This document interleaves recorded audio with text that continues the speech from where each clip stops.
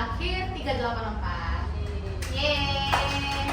Nah, jadi pada video kali ini kita akan membahas topik mengenai penyalahgunaan anggaran di sektor pendidikan. Nah, contohnya itu adalah penyalahgunaan anggaran di salah satu sekolah swasta. Nah, pendidikan ini kan di Indonesia ini lagi berkembang pesat kan. Nah, karena kenapa nih bisa dibilang berkembang pesat? Karena banyaknya pembangunan sekolah, juga lembaga pendidikan baru di seluruh wilayah. Dan pendidikan ini dipandang sebagai salah satu faktor yang penting gitu, yang dapat berkontribusi terhadap kemajuan suatu bangsa.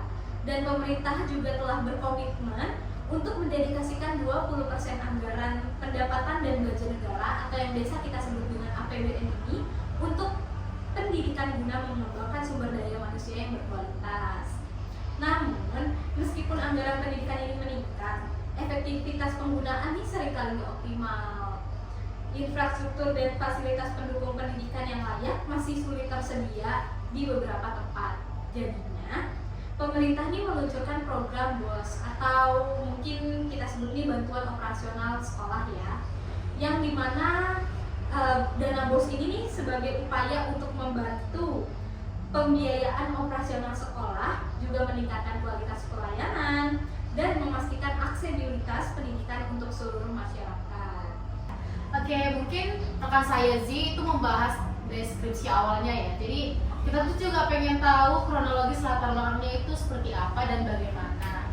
Oke, silakan rekan saya Suci. Nah, ya di sini aku mau menjelaskan kronologis latar belakangnya. Jadi dana BOS ini diluncurkan awalnya pada tahun 2005 oleh pemerintah Indonesia untuk memberikan bantuan biaya operasional non personalia di lembaga pendidikan. Dana BOS ini turunnya itu langsung ditransfer ke sekolah berdasarkan jumlah siswa yang terdaftar. Nah, jumlah siswa yang terdaftar itu siswa-siswa yang tergolong kategori kurang mampu atau miskin. Nah, dengan tujuan untuk membantu operasional sekolah dan meningkatkan mutu pendidikan siswa tersebut.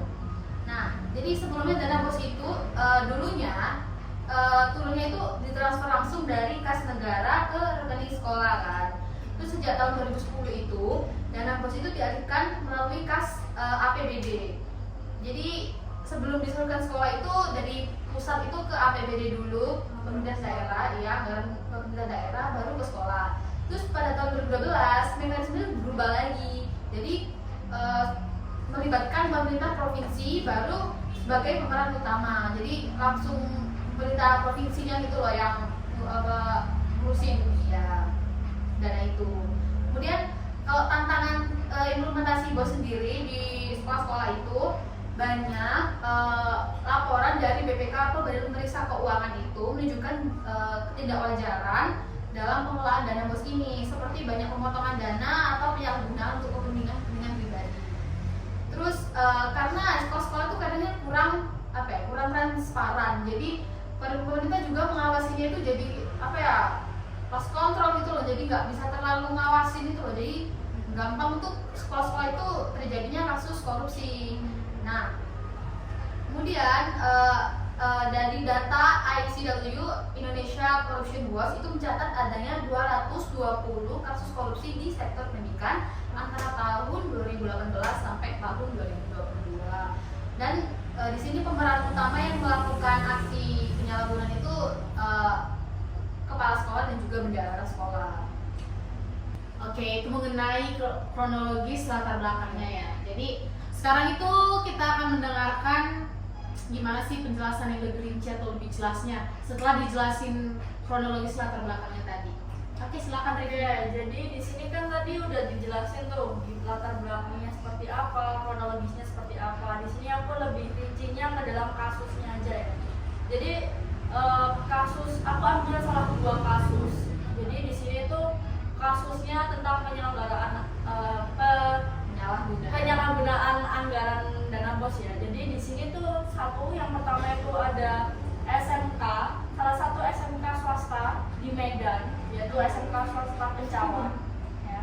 Dia tuh kasusnya itu kepala sekolahnya dan bendahara itu melakukan korupsi dana BOS. Sekongkol ya? Iya, selama kurang lebih 1 tahun, dari tahun 2015 sampai 2019. Dia itu melibatkan kerugian sebesar 1,8 miliar guys. Wow. Dalam 1 tahun.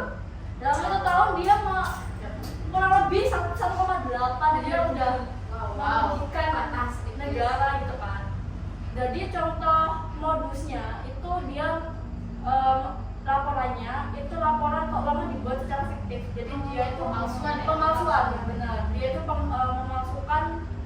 memalsukan apa ya? Kayak pengeluarannya gitu-gitu, belanja di sekolahnya itu melakukan pemalsuan seperti itu. Nah, untuk sanksi dari kepala sekolah dan bendaharanya tersebut itu didakwa dari pasal 2 ayat 1 dan pasal 18 Undang-Undang Nomor 31 Tahun 1999. Nah, untuk yang kedua itu kasus yang ada di Kota Bogor. Jadi itu salah satu SMK juga di SMK GM Gunung Putri. Dia itu juga melibatkan kepala sekolah menggelapkan dana BOS dari tahun 2018 sampai 2021. Wow, Ini lebih lebih lama ya? lama ya. Ini kepala sekolahnya main solo atau ngajak rekannya? Itu ya kalau misalnya kepala sekolahnya sebagai peran utamanya, Oh. tapi kan Yang untuk penting ngajarin. pasti Pasti bendahara juga berperan. Pasti, ya, pasti. karena Karena yang mengatur guys. semuanya itu kan bendahara Iya, itu bendahara. gitu. Ada Dan kong-kali-kongan. dengan kerugian negara itu lebih besar juga ya daripada kasus yang tadi itu ya sekarang 2,5 miliar. Wow. Karena mungkin 3 tahun juga sih, jadi 3 tahun lebih banyak. Iya, ini 1 tahun aja bisa dapat 1 miliar ya? Iya. Gimana 3 tahun? Nah, itu dengan modus dia tuh rencana kegiatan dan anggarannya itu dibuat tidak sesuai dengan realisasinya. Sama dong, pemalsuan. Sama juga dengan pemalsuan, cuma ini berupa kegiatan. Jadi kan setiap kepala sekolah itu membuat rancangan kegiatan-kegiatan yang akan dibuat dan kemudian rencana biaya anggarannya seperti apa. Iya. Nah, itu dipalsukan Iya. dan tidak direalisasikan, tapi tetap di storing ke pemerintah daerah. Nggak ada kegiatannya, nggak ada. Iya, kegiatannya nggak ada. Ada catatannya. Ada catatannya seperti itu. Nah, Licik sekali. iya itu modusnya ya. Nah, untuk sanksinya sendiri itu dikenai pasal 65 ayat 1 KUHP dan Undang-Undang Nomor 31 Tahun 1999 serta tambahan sanksi berupa pembayaran uang pengganti kerugian negara. Kayak gitu. Itu yang salah 2 kasus penyalahgunaan anggaran dana BOS di Indonesia seperti itu. Oke, jadi tadi kan sama Mbak Suci sudah dijelaskan ya kronologis latar belakangnya, juga sama Mbak Revina juga sudah dijelaskan pembahasan yang berupa analisisnya secara lebih jelas. Lalu mungkin dari Mbak Kifah ada nggak sih rekomennya gitu untuk kayak tidak terjadinya penyalahgunaan anggaran ini di sektor pendidikan? Jadi bisa rekomendasi kebijakannya itu dilakukan dengan penerapan transparansi ya. Jadi kayak komunikasinya itu dilakukan secara terbuka gitu. Jadi melibatkan semua pihak di sekolah itu tadi lah, kayak kepala sekolahnya, bendaharanya, terus staf-stafnya, Lebih transparan ya gitu ya. biar lebih terbuka aja satu sama lain gitu. Terus penyusunan anggaran sekolahnya itu juga direncanakan secara terbuka juga. Jadi biar tidak ada yang dipalsuin kayak gitu tadi lah gitu ya. Terus bisa juga dilakukan dengan kayak di sekolahnya tuh dikasih media informasi gitu loh, kayak papan atau media digital lainnya. Jadi biar wali murid atau murid-murid tuh bisa tahu gitu dananya itu bisa digunakan apa aja, keluar masuknya itu kayak digunakan apa aja sih sama sekolah gitu, biar lebih transparan aja lah, biar tahu ya dananya itu digunakan sebaik mungkin atau enggak gitu. Terus merencanakan kegiatan anggaran sekolah itu kayak 1 tahun itu ekstrakurikulernya, sarana prasarannya itu dilakukan kayak gimana sih, jadi biar nggak simpang siur gitulah.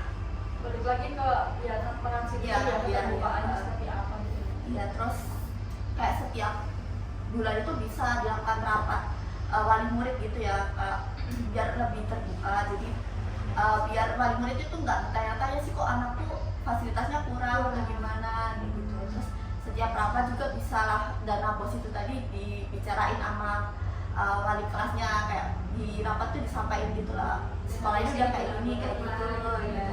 Terus jadi kayak melibatkan partisipasi lah antara wali murid dengan pihak sekolah jadi gitu. Terus biar kebijakan ini tuh kayak biar sekolah itu nggak melakukan kerugian kayak tadi ya, jadi biar dilakukan secara transparansi, terus mengurangi potensi penyalahgunaan anggaran itu tadi.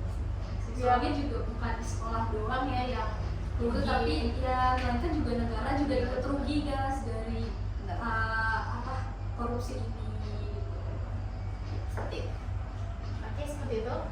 Nah, setelah saya mendengarkan penjelasan dari beberapa rekan saya, termasuk rekomendasi yang dijelaskan oleh saudari Kifa, dapat saya simpulkan. Yang pertama itu tadi kan kita sudah membahas kronologis dan latar belakangnya, yang dimana kronologis dan latar belakang ini membahas tentang bagaimana penyaluran dana BOS yang dari awal pemerintahan pusat ke sekolah, nah sekarang dialihkan dari pemerintahan provinsi baru ke sekolah.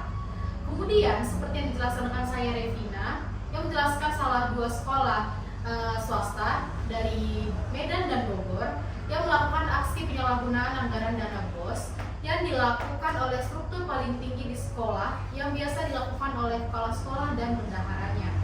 Kemudian untuk rekomendasi yang dijelaskan oleh rekan saya Kifa mengenai transparansi pihak sekolah ya untuk pengeluaran penggunaan anggaran dan sekolah, kemudian keterbukaan antara pihak sekolah dengan para orang tua siswa atau pihak yang terkait mengenai anggaran dana BOS tersebut. Selesai. Jadi mungkin segini aja pembahasan dari kelompok 7. Terima kasih. Dadah.